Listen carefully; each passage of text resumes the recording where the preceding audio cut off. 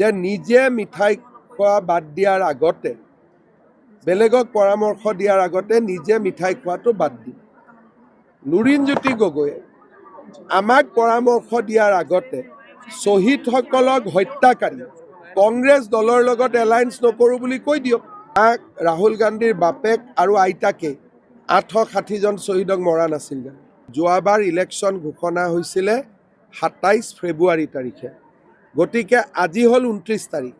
এতিয়া আৰু কোনোবা আহিব কোনোবা যাব, মই নাভাবোঁ যে এইবিলাক যুক্তিৰ কিবা বা এইবিলাক কথাৰ কিবা মূল্য থাকিব। কোনোবা আহিলে যোগদান কৰিব পাৰে, কিন্তু এতিয়া যেনেকৈ যোৱাকালি কোনোবা যুৱকে বিজেপিত যোগদান কৰোঁতেও মই কৈছোঁ যে এতিয়া ইয়াত আহি আৰু টিকেট পোৱাৰ পৰিৱেশ নাই। যিসকলে 5 বছৰ কাম কৰিলে, কপালৰ ঘাম মাটিত পেলালে, আমি তেওঁলোককে এতিয়া টিকট দিব লাগিব। এতিয়া যদি মই কোনোবা পাৰ্টিৰ পৰা কাৰোবাক আনি টিকট দিওঁ, মোকে বেয়া পাব। সেইকাৰণে এতিয়া আৰু কোনো নামৰ জল্পনা কল্পনা এইবিলাক কৰি আৰু এটা নিউজ আৰু এটা টক শ্ব' এইবিলাকত যোৱাৰ মোৰ মতেদি প্ৰয়োজন নাই।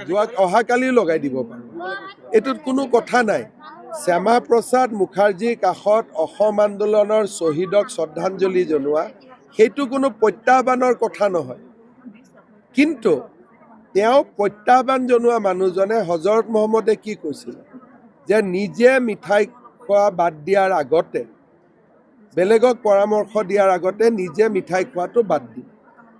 লুৰিণজ্যোতি গগৈয়ে আমাক পৰামৰ্শ দিয়াৰ আগতে শ্বহীদসকলক হত্যাকাৰী কংগ্ৰেছ দলৰ লগত এলায়েন্স নকৰোঁ বুলি কৈ দিয়ক। তেতিয়া শ্যামা প্ৰসাদ মুখাৰ্জীৰ লগত নহয়, বিজেপি অফিচৰ একদম সন্মুখতে লুৰিণজ্যোতি গগৈৰ প্ৰতিমাই লগাই দিম, তেওঁ যদি এইটো ষ্টেণ্ড ল'ব পাৰে। তেওঁতো এতিয়া কংগ্ৰেছৰ লগত শুৱে বাৱে কংগ্ৰেছৰ লগত ঘূৰি ফুৰে।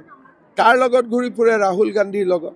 ৰাহুল গান্ধীৰ মাক, ৰাহুল গান্ধীৰ বাপেক আৰু আইতাকে 860জন শ্বহীদক মৰা নাছিল। মইতো আছুৰ জেনেৰেল ছেক্ৰেটাৰী নাছিলোঁ। আছুৰ জেনেৰেল ছেক্ৰেটাৰীয়ে কংগ্ৰেছ কৰিব পাৰে নেকি? গতিকে তেওঁৰতো কোনো ব্যক্তিত্বই নাই। যদি ব্যক্তিত্ব থকা মানুহ হ'লহেঁতেন কমচে কম অখিল গগৈটো কেতিয়াবা নিজে চিঞৰি বাখৰি থাকে। মৰিগাঁৱত লুৰিণ গগৈ পাৰ্টীয়ে এইকেইদিন মিটিং কৰি আছে যে এছাৰৰ পৰা মিয়াৰ নাম কাটা যাব নালাগে। তাতকৈ আৰু দুখৰ কথা কি থাকিব পাৰে আপোনালোকে মোক নিজে কয়।